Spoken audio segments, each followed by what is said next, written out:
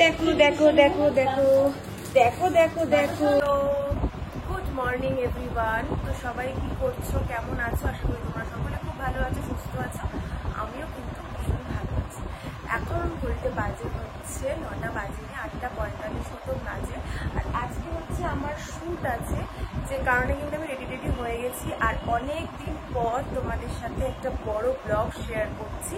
আশা করি তোমাদের দেখতে ব্লগটা ভীষণ ভালো লাগবে।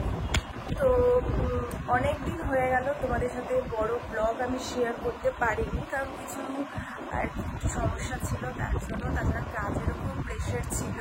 তো চেষ্টা করবো আজ থেকে তোমাদের সাথে ব্লগ শেয়ার করার। আর আমার চ্যানেলটাকে কিন্তু অবশ্যই তোমরা যারা যারা এখনো পর্যন্ত সাবস্ক্রাইব করোনি তারা অবশ্যই কিন্তু সাবস্ক্রাইব করে দিও। মধুশ্রী পাল ডেলি ব্লগ ইউটিউব চ্যানেলটা কিন্তু অবশ্যই সাবস্ক্রাইব করে দিও। এখন আমি ব্রেকফাস্ট করতে গেলে ছাতু খেয়েছি, তারপর দেখা যাক ওখানে কি কি খাওয়া যায়।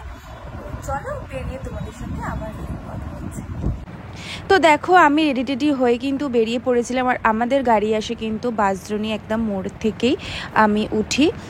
তো এবার দেখো আমি কিন্তু গাড়িতে উঠে পড়েছি। আর আমাদের স্টুডিও হচ্ছে বারুইপুরে জর্জের বাগানে, ওখানে কিন্তু আমাদের শুটিং ফ্লোরটা রয়েছে।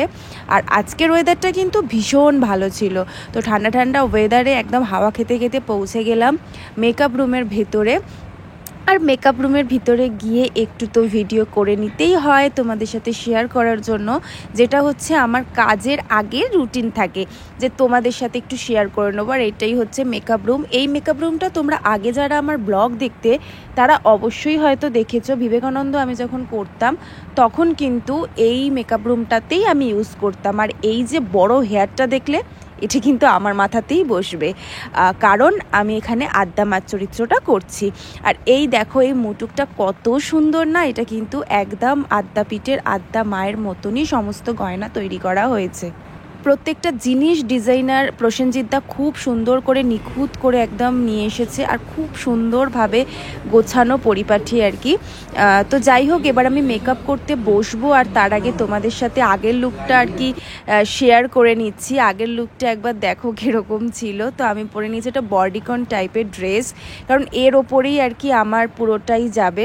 দেখো দেখো কে আমার কোলে উঠে পড়েছে, দেখো দেখো দেখো দেখো আমার কোলে কি উঠে পড়েছে। দেখো দেখো দেখো, হ্যাঁ দেখো দেখো দেখো কোথায় দাঁড়িয়ে পড়েছে। হুম হুম হুম হুম হুম। সুনিতাদিকে তো তোমরা চেনোই, কারণ আগে যারা ব্লগ দেখেছো সুনিতাদি কিন্তু আমার শারদা আমার লুকটা ক্রিয়েট করতো, হেয়ার করতো সুনিতাদি। এটাও সুনিতাদিই করছে, ভীষণ সুন্দর হেয়ার করছে। আর এই দেখো আমাদের কিন্তু কাজ করতে করতে প্যাকআপও হয়ে গেছে। আর ঝিরিঝিরি বৃষ্টিও পড়ছিল, প্রচণ্ড ভালো একটা ওয়েদার ছিল। আর এত সুন্দর লাগছিল যে বৃষ্টির মধ্যে আর কি যেতে, কারণ কলকাতায় এত গরম পড়ে তোমরা তো বুঝতেই পারছো। যাই হোক, আজকের ব্লগটা এত অবধি ছিল। ভালো লাগলে কিন্তু আমার চ্যানেলটাকে সাবস্ক্রাইব করে দিও, লাইক করে দিও, শেয়ার করে দিও। আসছে একটা নতুন ব্লগ নিয়ে।